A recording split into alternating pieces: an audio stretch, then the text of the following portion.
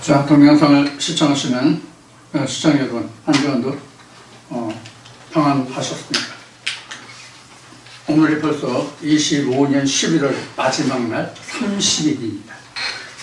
25년 11월은 이제 영원히 오지 않겠죠. 다 같은 날이지만 24시간을 사는 다 같은 날이지만 오늘은 25년 11월 30일이라는 시간은 다시 오지 않겠죠. 이제 내일부터는 이해 마지막 달인 12월이 됩니다. 이제 한 달을 남겨놓은 25년의 막바지 지금에 이르러서 이런 이 한 해를 어떻게 신앙생활을 하셨는지 이 한 달 동안 점검해 볼 수 있는 그런 시간과 날들이 되기를 원합니다.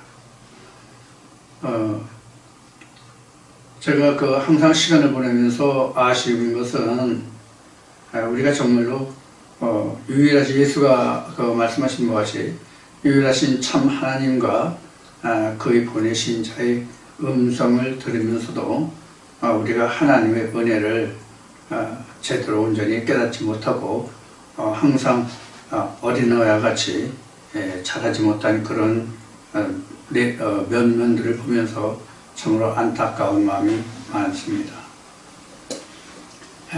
지금 이제 이사야 말씀이 끝나고 금년 5월달인가 6월달부터 지금 복음의 재정리를 해서 복음을 지금 우리가 말씀을 나누고 있는데 지금 이제 그룹에 관해서 지금 나누고 있습니다. 그룹의 내용이 굉장히 깊습니다. 이거 그룹을 이거 다 풀어가려면 결국은 히브리 말씀까지 가야만 그룹이 다 풀릴 수 있는 말씀이거든요. 이 그룹은 사실 성경 전체를 말하고 이 성경 전체를 말하는 것은 각자 처음에도 말씀을 드렸지만 그룹에 관해서 말씀을 드릴 때 처음에도 말씀을 드렸지만 각 한 사람을 뜻하는 말이 되거든요. 이것이 이제 엄청 큰 그 스케일을 가지고 있는 말씀이 그룹입니다. 그래서 처음 그룹에 대해서 시작할 때도 말씀을 드렸지만 교회에서는 그룹이라는 것은 사실 언급이 없습니다. 그 그룹에 관한 한 부분씩을 우리가 듣고 있는 것인데 그나마도 사람의 예대로 세상의 예대로 우리가 듣고 있어서 사실 성경을 즉 하나님과 하나님의 아들인 예수와 예수의 영인 성령에 관해서 우리가 알기는 턱없이 부족하죠. 그것이 사실 오늘날 신학의 실상이라고 말할 수 있습니다. 또 이것도 말씀을 드렸지만 그나마도 한국의 신학이 없습니다. 한국이 지금 하고 있는 신학은 미국의 신학을 답습하고 있는 그런 상태죠. 그런 것을 우리가 감안해야 됩니다. 그런데 일반적으로 교회에 다니시는 분들은 이런 것에 대해서 아예 생각을 안 하시죠. 또 사명을 가지고 또 자기가 어떤 목표의식을 가지고 신학을 전공해서 하나님 말씀을 증거하는 목사의 입장이 있고 또 목사들을 가르치고 목사들을 양성해내는 교수들도 신학교 교수들도 신학박사 학위를 가지고 있지만 사실 성경을 이해하는 데 있어서는 성경을 깨닫는 데 있어서는 참으로 한계가 있죠. 우리가 본문적으로는 드러나 있는 것을 우리가 알 수가 있지만 그 이면에 숨겨진 것을 찾아내기가 여간 힘들지 않습니다. 그래서 성경에는 감춰진 보화라고 그랬죠. 그것도 만대와 만세전으로 감춰진 보화라고 성경은 기록하고 있습니다. 바울이 빌립보 교회에 그렇게 이야기하죠. 이러한 하나님의 지식을 아는 데 있어서는 정말로 여간 우리가 고생하지 않으면 자기를 십자가에 못 박지 않으면 십자가의 은혜가 우리가 결코 임할 수가 없습니다. 이제 12월이 되면은 벌써 이제 대림절이라고 해서 얘기가 나오고 있는데 대림절 예수가 오기를 기다리는 그런 대림절이죠. 우리가 지금 이제 그룹에 관해서 지금 알아보고 있는데 이 그룹이라는 건 교회라고 얘기했고 자기 자신이라고 말씀을 드렸잖아요. 지금도 말씀드렸지만. 그런데 교회가 예수가 없는 교회가 있습니까? 없잖아요. 이 그룹을 성경에 나온 한 말씀으로 정리한다면 예수가 요한복음에서 사도 요한이 요한복음에서 증거한 요한복음 2장 3장에 가면 쭉 이제 그 말씀이 연결되죠. 1장 이제 에서부터 시작해가지고. 근데 거기에서 그 언급한 것이 바로 뭐냐면 성전이라는 것이 그룹이라는 것이 뭐냐면 3일에 세워지는 성전이 그룹이에요. 3일에 세워지는 성전이 그룹인데 이게 3일을 우리가 생각할 때에 그냥 우리가 지금 그 세상에서 사용하고 있는 24시간의 개념으로 3일이 아니에요. 그래서 사실 제자들도 당시에 그 말을 몰랐잖아요. 예수 부활 후에 그 뜻을 알았다라고 성경은 기록하고 있어요. 이 3일 만에 세워지는 성전이 그룹이에요. 그래서 지금 에스겔에서 말씀이 조금 덜 끝났기 때문에 이것을 좀 보완하고 넘어가기로 하겠습니다. 오늘은 이제 요한계시록으로 넘어가면서 요한계시록에는 14만 4천의 무리를 설명하고 있는 말씀이 나오는데 그 요한계시록의 14만 4천을 우리가 설명하려면 네 생물만 가지고 설명할 수가 없고 네 바람을 함께 설명을 해야 됩니다. 그러면 다니엘서를 언급하지 않을 수가 없거든요. 또 요한계시록에서 14만 4천을 언급하려면 요한계시록 4장에서부터 언급을 해야만 14만 4천 무리가 그 다음에 왜 144 규빗이 되는지 여기까지 말씀을 드려야 사실 그룹이 설명이 끝나요. 근데 지금 제가 여기까지 해야 그룹이라는 설명이 사실 끝난다고 지금 얘기했잖아요. 그럼 그것으로 끝나느냐? 아니에요. 그 그룹을 채워넣을 수 있는 요소들이 있거든요. 왜 144 규빗이 되고 장광고가 같은지를 그것을 다 채워 넣어야 되거든요.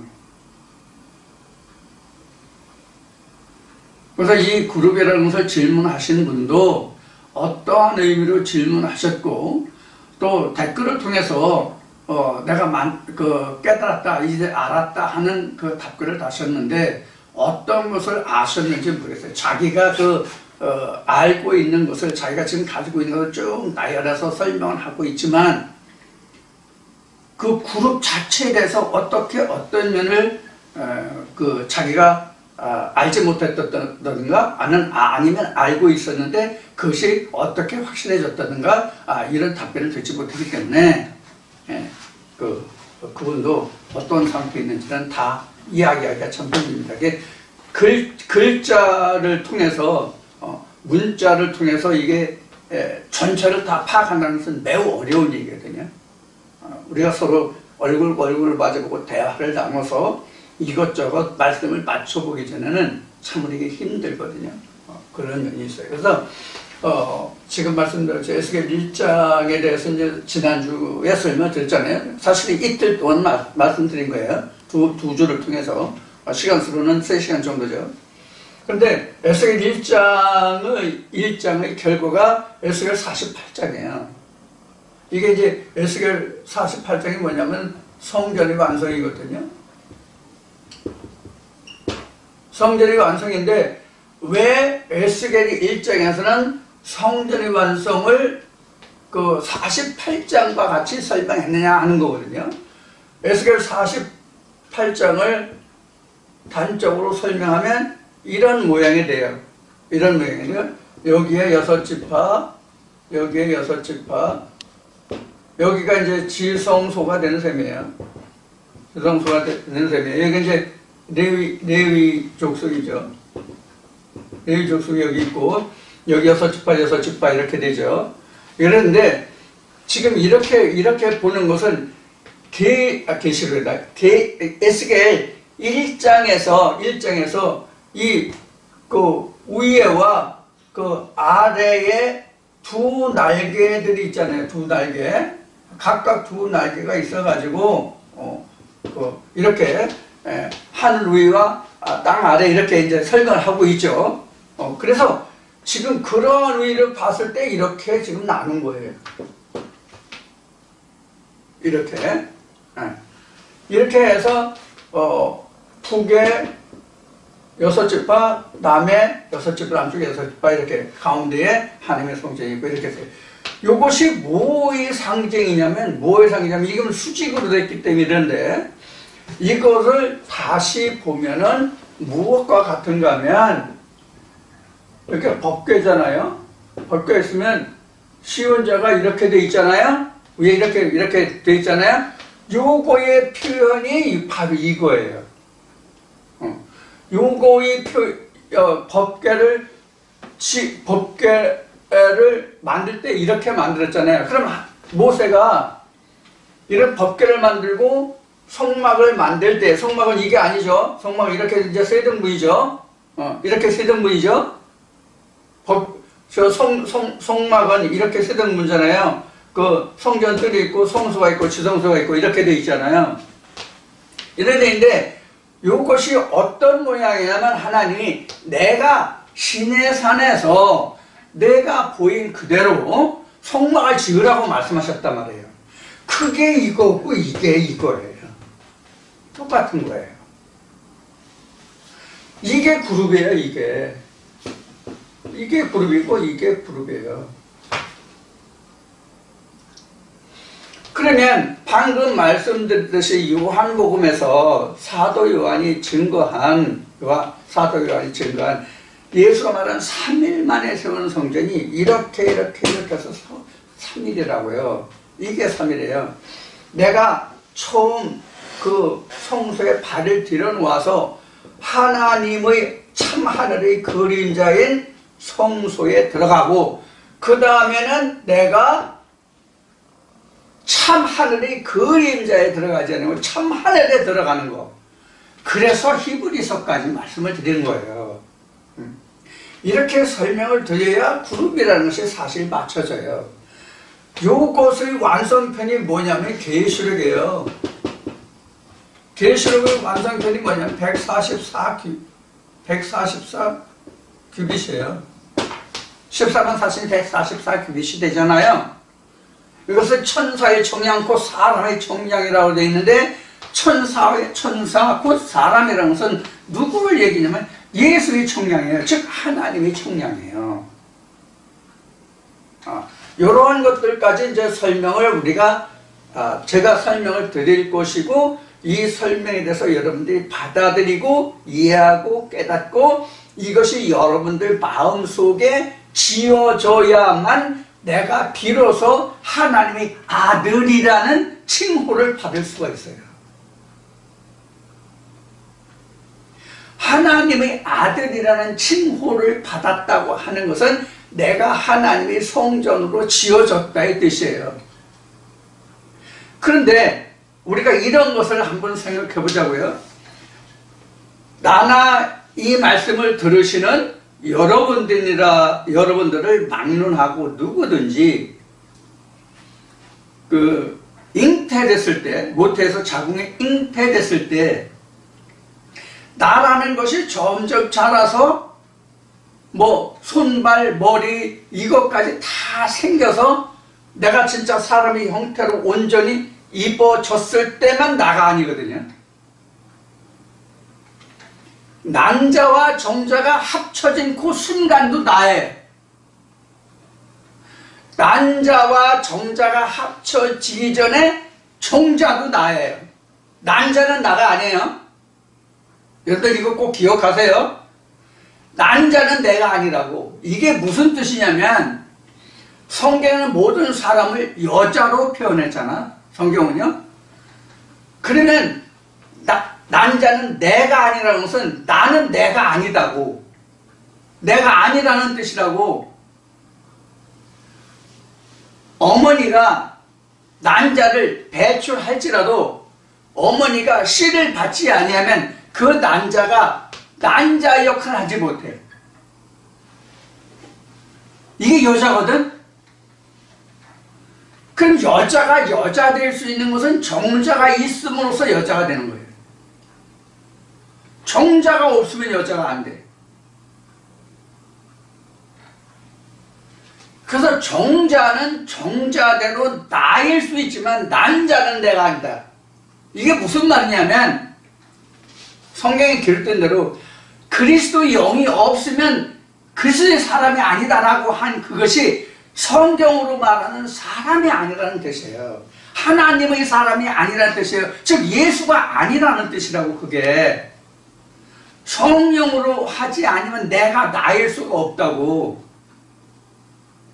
성령이 있을 때만, 하나님의 신이 있어서 그 신을 입었을 때만 내가 나라고. 자, 그러면 지금 이야기를 하고자 하는 결론은 뭐냐면 내가 하나님 말씀을 받아서 순정한 상태가 돼서 내가 여자로서 남자로서 하나님 말씀의 씨를 받아서 내가 지금 이 남자와 함께 결합해야만 내가 비로소 사는 거잖아. 내가 잉태될 수 있는 거란 말이야. 그런데 내가 지금 남자와 정자가 합쳐진 상태로는 있는데 하나가 되긴 되는데 이것이 분화가 되지 않으면 2개가 4개가 되고 4개가 8개가 되고 8개가 16개가 되고 이렇게 분화되지 않으면 나는 나의 모습으로 드러나진 않는다고. 즉 아버지의 유전자가 내게 들어와서 분화를 통해서 나라는 형상을 다 만들기까지가 내가 성전을 지어가는 세월이야. 이걸 이미 오래전에 여러분들과 함께 나눈 말씀에서 이것을 평생이다 이렇게 얘기했어요. 세상에서는 아버지의 정자가 어머니 자궁에 들어가서 남자와 결합해서 10달 동안 못해 있다가 이 세상에 태어나서 살다가 죽는 그 시간 동안을 우리는 평생이라고 얘기하잖아요. 자, 이와 같은 개념을 똑같이 하나님의 말씀에 적용한다면 내가 하나님의 씨를 받는 여자로서 난자를 낼 때로부터 여자가 여자 되면 남자가 남자 되는 것은 여자는 난자를 몸에서 난자를 발생할 수 있을 때, 난자가 생성됐을 때, 남자도 정자가 생성됐을 때부터 비로소 남자와 여자가 된다고. 무슨 뜻인지 아시죠? 이거 옛날 얘기로는 저 애들은 가라 비암. 야 비암 참 좋아. 뭐 이런 얘기가 똑같은 얘기가 마찬가지예요, 여러분들. 나이 드신 분들은 그런 얘기를 아시겠지만. 그래서 성경은 전부 다 남자와 여자의 이야기로 된 거예요. 지금 이것도 남자와 여자라고.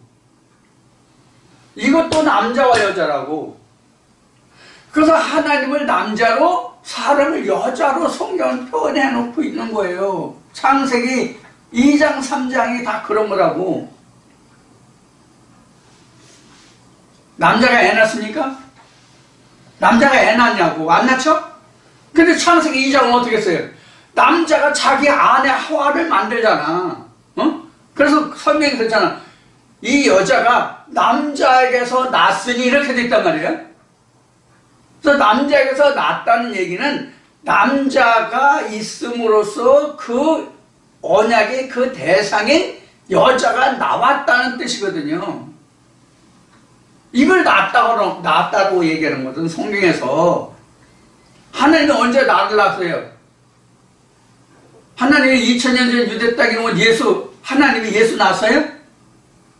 우리가 현재 신학으로 알고 있는 그 예수를 하나님이 낳았냐고.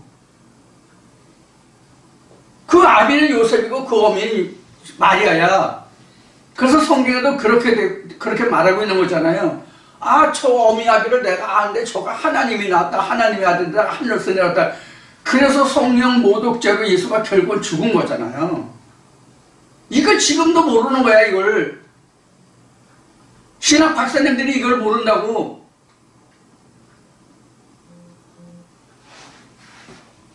분명히 성경에 하나님이 영이라고 되어 있잖아. 요한복음 4장에. 그럼 하나님이 영이면 아들을 낳으면 자식을 낳으면 영으로 낳지 육신으로 낳냐고. 영이 아들을 낳았다가 요한복음 1장에 하나님의 말씀이 육신을 입으니 이렇게 나온 거거든. 그 과정을 설명한 게 이게 그룹이라고. 이걸 설명한 게 그룹이라고. 이 생명을 낳는 일을 그룹이 한다고. 그룹이. 이 생명을 낳는 일을 그룹이 한단 말이에요. 근데 우리는 그룹이라는 것을 엄청난 큰 어떤 천사들이 우리 거기에 중심은 하나님이 계시고 예수가 있고 천사들이 있고 뭐가 있고 이렇게 생각을 한다고 지금. 이래서 무식하다는 거예요 우리가요. 응? 신학 박사면 뭐라고? 신학 박박사면 뭐라냐고.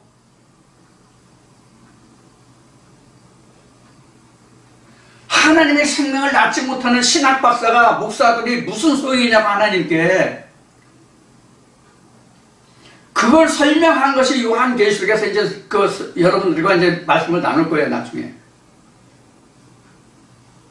이거는 다니엘서나 요한계시록에서 말하는 바람들이거든. 네 바람이거든. 다니엘서, 스가랴서 6장, 요한계시록 6장이 바람이거든. 네 생물과 네 바람을 항상 맞서간다고. 이 그룹과 맞서는 게 네 바람이라고.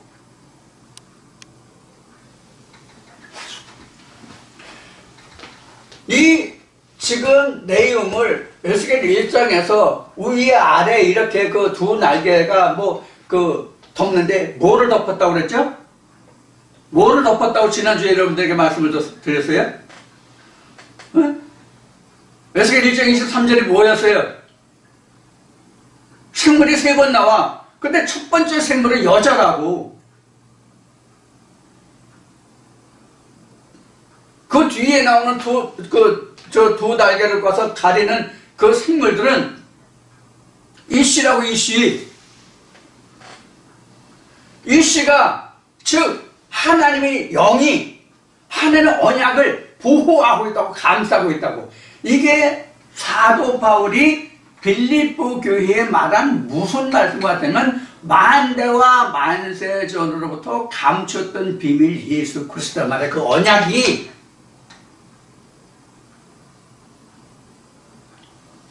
언약이 하나님의 종들에게 있다 그 얘기예요. 언약이 하나님의 종들에게 있는데 세상 사람들이 그를 몰라. 이런 뜻이라고.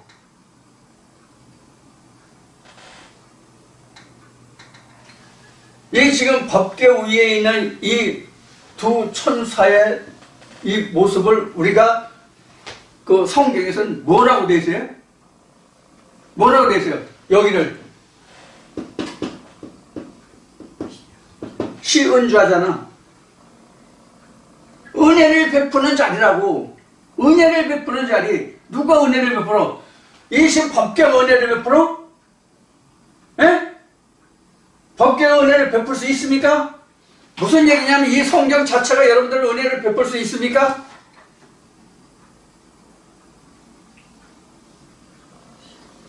그럼 뭐가 은혜를 베풀어요? 이 두 천사, 두 날개를 가진 두 천사가 은혜를 베푼다고. 이런 두 천사는 뭐냐? 하나님의 말씀을 받아 가진 자라고.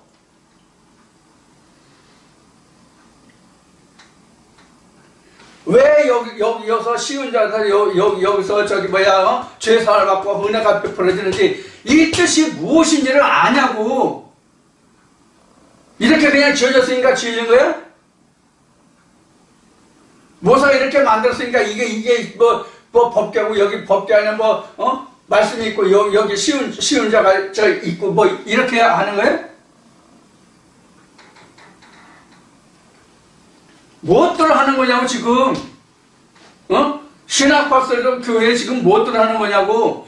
주위 백성들에게 하는 얘기가 아니야. 어느 여자분이 댓글에 단 것 같이 교회 나오시는 분들이 처음부터 어머니 못해서 나무로부터 하나님을 아냐고. 몰라. 가르쳐줘도 몰라. 그럼 하나님을 알고자 하고 하나님을 알고자 하고 하나님을 전파하고 예수를 전파하고 은혜와 복을 증거한다고 하는, 당신들은 좀 배우고 알아야 될 거 아니야. 하나님께 빌어봐. 신앙만 쳐다보지 마. 책 쳐다보지 말고.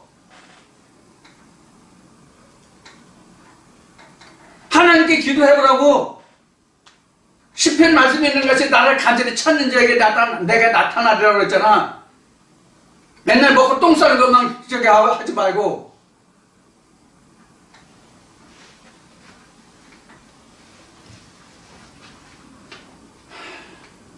들을 수 있는 귀가 있는 자만 이 말씀을 들으실 수 있습니다. 오늘도 제가 역정을 내는 이런 것에 대해서 여러분들이 좀 식상하고, 아, 저것도 오늘 또 열불 낸다 이런 생각이 있으신 분들은 안 드셔도 돼요. 하나님은 절대로 손해보시는 하나님이 아니시거든요. 하도 교계가 답답하기 때문에 이런 말씀을 증거할 때마다 참 힘들고 어려울 때가 많아요. 속에서 부글부글 끓는다고. 오죽하면 예수도 상을 뒤집어 엎었겠어요. 성전까지 들어가가지고, 교회까지 들어가가지고 성전을 뒤집어 엎었잖아요. 좋은 말만 성경에 써져 있으니까 그저 목사는 세상 말로 얘기하면 지난주에도 얘기한 것 같은데 부처 가운데 투막 같이 그냥 이래도 흥 저래도 흥 이래야 목사인 줄 아는데 절대로 그렇지 않아요. 자, 그래서 우리가 에스겔 1장에서는 이렇게 위에 아래 천사의 두 날개 이렇게 설명하고 있는 그 답이 에스겔 1장 할 때 설명을 들을 수 있는 같이 그 답이 48장에 다 나왔어요. 이렇게 이루어진 것을 에스겔 1장부터 47장까지 쭉 설명하고 있는 거야.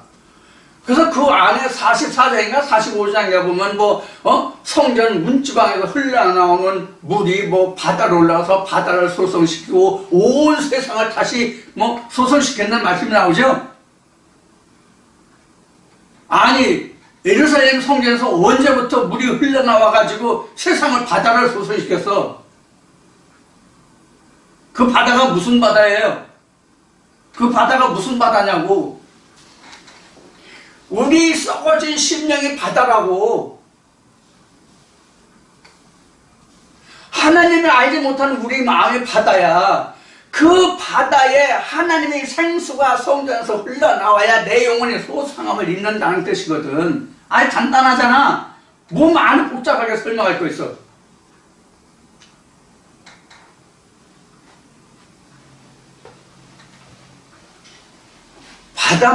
바닷물이 세상을 소송케 못한다고. 세상을 지금 제가 사는 이곳에 우리나라도 동해가 있고 서해가 있고 남해가 있고 삼면이 바다잖아. 그 삼면에 바닷물이 있는데 삼면이 바닷물이라고 해서 대한민국에 아주 모든 사람들이 다 새로움을 입어서 거룩하고 깨끗합니까? 이 나라 이 정부 정치인들 법조인들 다 깨끗하고 그들이 정의에 불타는 사람들입니까?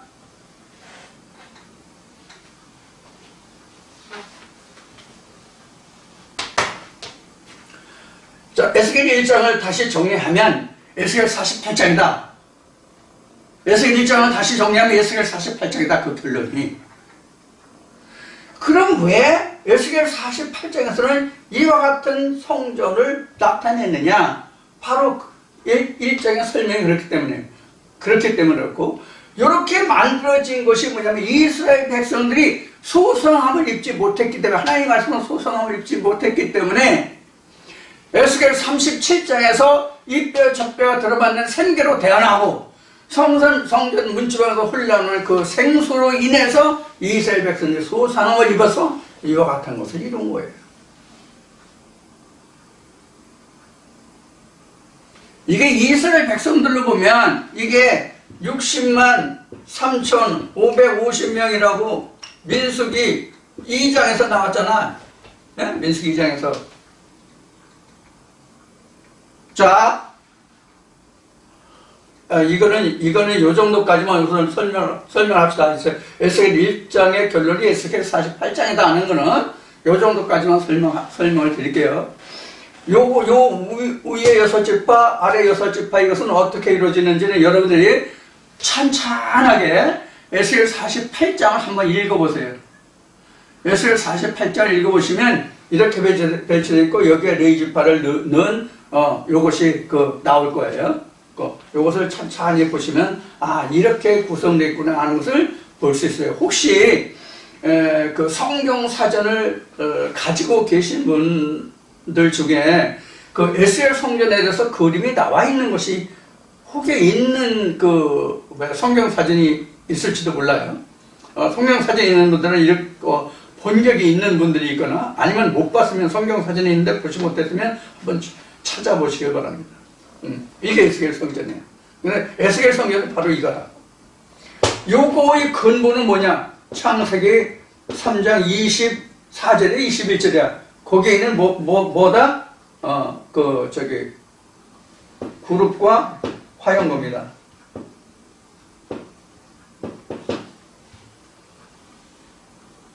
그러니까 하나님이 모세에게 시내산에서 보여준 것은 뭘 보여줬냐면 에덴 동산에 뭘 보여줬다?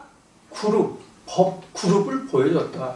그 그룹이 하나님의 말씀이 돌판에 주어짐으로 인해서 뭐가 생겼어요? 법궤가 생기고 법궤가 생겼음으로 인해서 법궤의 보관에서 뭐가 생겨요? 성막이 지어진 거야.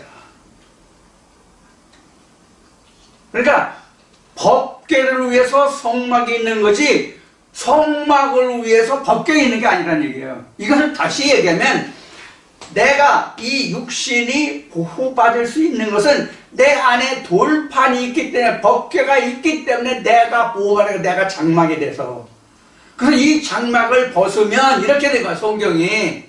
예? 이번에 이 장막을 벗으면 이렇게 장막을 벗는다는 뜻이 이 육체를 벗으면 이 장막 벗는다는 얘기가 아니라고. 어? 이 장막은 우리라고 돼 있잖아 성경에. 자, 요것이 이제 에스겔 1장 요 정도에서 이제 마치고요. 이제 다음은 이제 요한계시록으로 넘어가겠습니다. 요한계시록 어딜 보냐면 요한계시록 7장을 바로 갈까? 6장 4장부터 갈까? 요한계시록 7장을 바로 볼까? 7장을 바로 보겠습니다. 7장 바로 보면 7장에 바로 보면 어디부터면 7장 14만 4천만 우선 보려고 그러니까 어딜 보냐면 요한계시록 7장 5절부터 보면 7장 5절부터 보면 어디까지 14만 4천에 대해서 설명을 하고 있는가 하면 9절까지인가?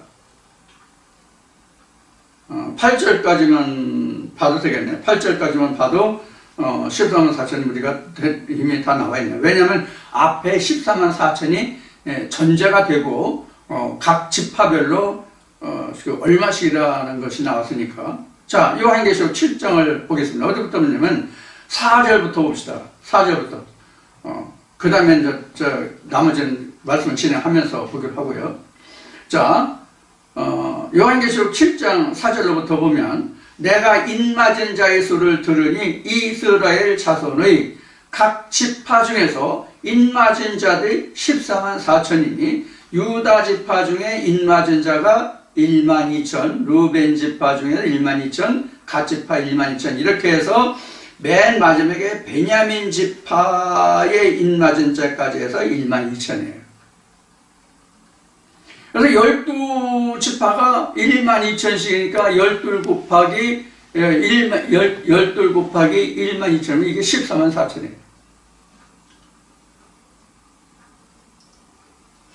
자, 그러면 우선 우리가 단순 비교를 한번 해보자고요. 민수기 2장에서는 60만 3,550명이었잖아요. 그렇죠? 근데 지금 계시록 7장에서는 14만 4천 명이라고 한다면 14만 4천 명이라고 하는 데가 있기 때문에 하는 얘기야. 14만 4천 또는 14만 4천인 이렇게 나오거든, 계시록에는. 14만 4천인 하니까 이걸 명이라고 계산할 수 있는데, 성경에서 이 사람이라는 뜻은 예수예요. 예수에는 성경에 사람 없어. 그래서 로마서에 그리스도 영이 없으면 그리스도의 사람이 아니라고 돼 있죠. 그리스도의 사람을 얘기하는 거야. 하나님의 사람을 얘기하는 거야. 이걸 뭐 신천지인지 구천지인지 이만인지 삼만인지는 별 요소를 다 떠는데, 그러면 단순 비교를 한번 해보자고요. 이스라엘 백성들이 여기는 이스라엘 백성들이라고 아직 안 하고 이때 야곱의 12 아들들 중에서 70인이 애굽에 내려갔다고 되어 있다면 성경에 70인이 450년이 지난 후에 20세 이상으로 계수한 바 레위 지파를 뺀 나머지가 60만 3,550명이야. 그러면 이때로부터 요한계시록은 벌써 몇 천이 또 흘렀잖아. 그렇죠? 몇 천이 또 흘렀다고. 70인이 450년 후에 20세 이상으로만 60만이 넘었는데, 아니 천여 년이 흘러간 후에 60만 3,550명으로 그냥 있어. 60만이 엄청 부어로쓸 거라고. 네? 그렇지 않겠어요? 창세기를 생각하고 번성하고 충만하라 그랬으니까. 세계 인류학자들이 70명이 내려가서 450년 만에 이스라엘 백성들이 그렇게 인구가 증가한 것을 인류 과학자들조차도 물음표를 달 정도로 그들이 폭발적으로 인구가 증가했다고 평이 나 있거든. 지금까지도 종편이. 그러면 천년이라는 세월이 훌쩍 넘은 그 수많은 세월 동안에 60만으로 그냥 있겠어? 자, 60만으로 그냥 있다고 우리 가정만 해봅시다. 가정. 그러면 요한계시록에서 만약에 14만 4천 명이라고 한다면 60만이 커요? 14만 4천이 커요? 거의 45만여 명이 탈락이 되잖아. 자, 그럼 우리가 이렇게 한번 가정을 또 해봅시다. 이들 중에서 여기 요한계시록 7장에 기록되는 입맞은 자가 아닌 사람들이 45만이다. 이렇게 얘기하면 맞아. 그죠? 입맞은 자가 이렇더라. 자, 그럼 우리가 여기서 상식적으로 생각해 봅시다. 12지파가 있는데, 12지파 콩이, 12,000 콩이 12,000명씩만 입맞아? 입맞았다는 뜻은 뭐예요? 성경에서 입맞았다는 얘기는 하나님의 의에 합당하다 그런 얘기거든. 그럼 하나님의 의에 합당한 자가 12지파 중에 좀 더 많은 지파도 있고 인구가 좀 적은 지파도 있었잖아. 그러면 막론하고 무조건 12,000씩 다 온전한 믿음에 거한 자가 있어?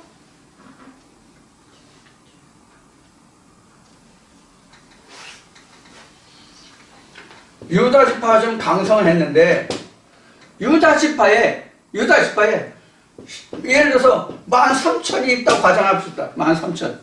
여기 12,000나 금강산 찾아가자 12,000 뭐 8만 구함자 뭐 이런 뜻이야? 그런 게 아니고 유다 지파에 만약에 13,000이 있다고 합시다. 어느 지파에는 12,500명이 있다고 합시다. 그럼 이런 사람들도 다 잘라버리고 다 12,000 만들었어? 어떻게 해서 각 지파가 공이 12,000씩이냐고.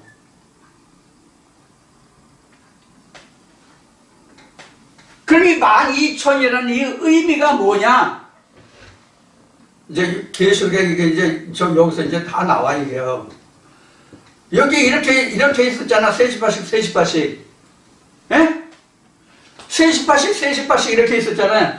그러니까 다 합하면 12지파잖아. 12지파에 하나님이 역사하시는, 내가 너와 함께 1000년 동안 동행하리라, 내 1000년 동안 너와 함께라는 말씀이잖아. 하나님이 내가 거듭나면서부터 내가 아버지 요람에 들어갈 때까지의 기간이 1000년이라고 성경은 말하는 거거든. 실제 우리가 세상의 그 연한으로 1000년을 뜻하는 것이 아니라, 응? 어떤 인생이 1000년을 살아서 내가 너와 함께 1000년 동안 함께 있으라고 하냐고. 그래서 요렇게, 이게 결국 성경이잖아. 요렇게 하는 성경이잖아. 요렇게 된 이러한 사람을 내가 1000년 동안 동행하라, 모든 지파에. 그러니까 누구든지 이스라엘 백성의 누구에게든지 이렇게 이루어지는 사람은 내가 1000년 동안 동행하리라, 이런 뜻이야. 그래서 참 답답해. 자, 계시록 21장이구나. 계시록 20장을 좀 봅시다. 이거 계시록 공부하는 사람들은 이해하실 거예요. 계시록 20장에 보면은, 또 내가 봄에, 계시록 20장 1절부터는 또 내가 봄에 천사가 무적행 열쇠와 큰 쇠사슬을 그 손에 가지고 하늘로서 내려와서 용을 잡으니 곧 옛뱀이요 마귀요 사단이라, 잡아 1000년 동안 결박하여 무적행에 던져 잠그고 그 위에 인거하여 1000년이 차도록 다시는 만국을 미혹하지 못하게 하였다가 그 후에는 반드시 잠깐 놓이리라, 이렇게 되어 있죠. 이게 어디 나오는 21장에 나오는 그 금갈, 21장에 나오는 21장 15절부터 나오는 이게 그 144 규시예요. 그래서 21장, 계시록 21장 15절부터 보자고. 내가 말하는 자가 그 성과 그 문들과 성곽을 청량하려고 금갈대를 가졌다. 이 금갈대가 바로 뭐냐면 인자, 천사예요. 갈대는 인생을 얘기하거든, 사람을 얘기하거든. 근데 그 금을 입혔어. 금은 하나님을 상징하잖아, 성경에서요. 자, 그래서 이게 천사로 사람의 갈대라, 사람의 청량이라는 얘기가 들려 나와요. 그 성은 네모가 반듯하여, 이렇게 해서요. 네모가 반듯, 성전 모양이죠. 네모가 반듯하여 장광이 같더라. 길이와 넓이가 같은지라. 그 갈대로 그 성을 청량하니 12,000 스타디온이요 장광구가 같더라. 이 성곽을 청량함에 144 규빗이니 사람의 청량 곧 천사의 청량이더라, 이렇게 되어 있잖아. 그래서 성곽이 그 뒤에 이제 설명이 나오잖아. 어떤 보소로 되어 있다. 자, 그러면 이 1000년이라는 뜻을 이해하려면 어디서부터 보아야 하냐면 요한계시록 4장부터 봐야 된다고. 요한계시록 4장부터.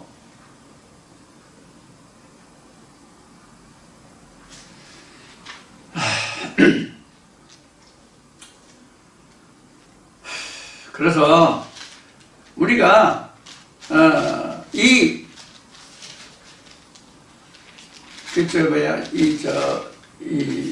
성경을 이해한다고 하는 것이 성경 전체가 다 내게 들어와 있지 않으면 어느 말씀이 어디에 꿰져서 어떻게 이 말씀이 엮어져 있는지를 모르면 성경이 주해가 안 돼, 주해가. 그래서 성경은 여기서도 조금 저기서도 조금 하는도다, 이렇게 되어 있는 거예요. 전체를 꿰지 못하기 때문에. 그래서 요한계시록 10장에서는 그래서 작은 책이라고 나와요. 작은 책. 성경의 작은 책이라는 것은 예수의 책이에요. 이게 비르라리디움. 작은 책은 예수의 책이거든. 예수의 책은 어디 있어요? 책에 써져 있거든. 책에 써져 있는데 그 책에 써져 있는 것을 요약한 것이 뭐냐면 작은 책이야. 예수라 그런 뜻이에요. 그래서 작은 책을 받아 먹은 자가 예언하는 거 아니야. 작은 책을 받아 먹은 자가 이 바로 그룹이에요. 성령의 예수의 인도함을 받는 자라고.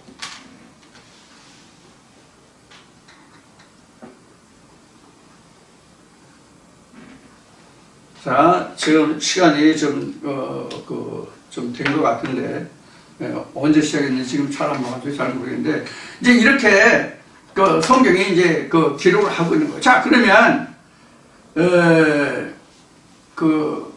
지금 계시록 21장에 무적행 열쇠가 열려가지고, 마귀 사당이 천둥, 해서, 나오는 거를 지금 21장에서 봤잖아요. 그럼 마귀 사단이 언제 묶이는지를 한번 보자고요. 어딜 보시냐면, 계시록 7장. 계시록 7장 1절부터 보겠습니다. 이제 7장 앞에 4장부터 얘기했는데, 계시록 4장부터 얘기했는데, 1장은 사도 요한이 예수의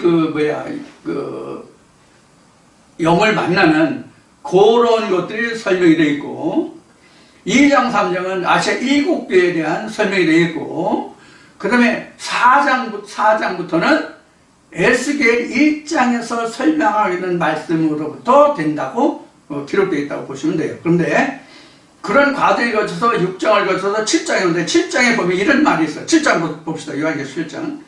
여기까지 간단한 말씀을 간단히 설명을 드리고 잠시 쉬었다 시작하겠습니다.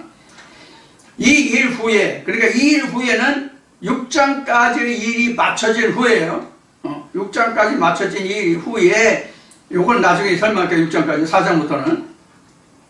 내가 내 천사가 땅 네 모퉁이에 선 것을 보니, 요 땅 네 모퉁이는 에스겔 48장도 네 귀퉁이 나와요. 자, 보니 땅의 사방의 바람을 붙잡아 바람으로 하여금 땅에나 바다에나 각종 나무로 불지 못하게 하더라. 여기서 뭐가 나왔냐면 사방의 바람 나왔죠. 1절에 땅의 사방의 바람을 붙잡아 라고 했잖아요. 땅 사방의 바람이라는 것은 네 바람이에요. 이 네 바람은 스가랴 6장, 다니엘 7장에 나와 있는 말씀이에요. 그리고 6장에도, 계시록 6장에도 지금 네 생물과 바람이 같이 나오고 있어요. 그래서 다니엘도 스가랴도 계시록도 같이 봐야 한다는 말씀을 드린 거예요. 그래서 그룹이 쉽게 그렇게 전체를 꿰지 못하면 그렇게 쉽게 어느 부분을 들어서 설명하기 매우 난해한 부분이에요. 자, 2절 봅시다. 계시록 7장 2절. 또 내가 또 봄에 다른 천사가 살아계신 하나님의 인을 가지고 해 돋는 데로부터 올라와서, 해 돋는 데로부터라는 것은 동편이에요. 성조로 그러면 동문이에요.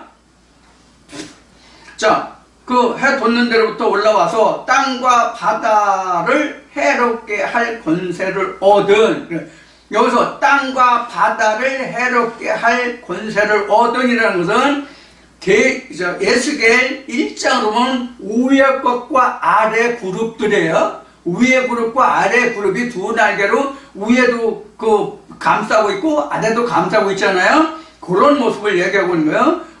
땅과 바다를 해롭게 할 권세를 얻은 네 천사를 향하여, 이 네 천사를 향하여 큰 소리로 외쳐 가로되, 우리가 우리 하나님의 종들 이마에 인치기까지 땅이나 바다나 나무나 해하지 말라 하더라. 이게 바로 뭐냐면 요한계시록 21장에서 그 1000년 동안 묶어놨다는 얘기예요. 여기서부터 뭐냐면 이스라엘 백성들이 인침이다라는 계수가 그 다음부터 먼저 하나님의 백성을 해하는 그 마귀 사단들의 세력을 묶어놓은 다음에, 해하지 못하게 묶어놓은 다음에 그들이 계속 끝나고 다 하나님의 성전에서 한 둘째 사망의 권세를 이길 때까지 그들을 붙들어 놓는다고. 그 다음에 그들이 풀려. 그 다음에 지금 여기 잠깐 해하지 말라고 붙들어 매놓은 이들이 풀린다고. 천년이 차면. 이 천년이 차면 언제냐? 내가 완전한 하나님의 성전으로 지어졌을 때가 천년이 차면.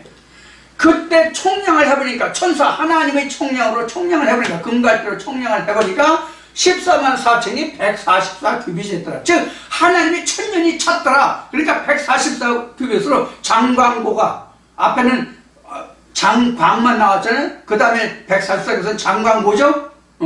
어느 쪽으로 보든지 간에 장광고가 같다는 것은 3D잖아. 입체잖아. 장광은 평면이라면 장광고는 입체잖아. 거기까지 이루어졌을 때 나는 하나님의 천년이 찬 거야. 즉 하나님의 성전으로 완전히 지어진 거야. 이때는 내가 내 입으로 하나님에 대해서 주장할 수 있고, 말씀이 이렇다고, 하나님이 이렇다고, 예수가 이렇다고, 성령이 어떻다고 말할 수 있는 지경에 이른 게 144 규빗이라고.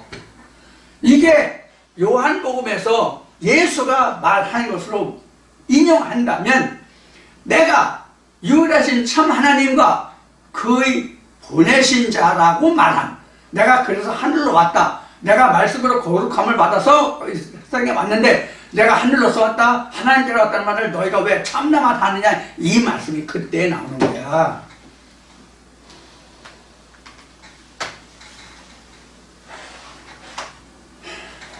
일단 너무 이제 길면 여러분들이 지루한데, 이게 말씀이 어디서 주문해서 끝나면 그 다음에 맥힐 끊겨가지고 말씀이 자기가 매끄럽게 연결이 안 돼요. 그래서 이게 참, 이게 말씀을 증거하는 게 여간 어려운 게 아니에요, 사실. 주제 설교가 아니거든요, 이게 하나님 말씀은. 자, 일단 여기서 마치고 잠시 후에 다시 여러분들 말씀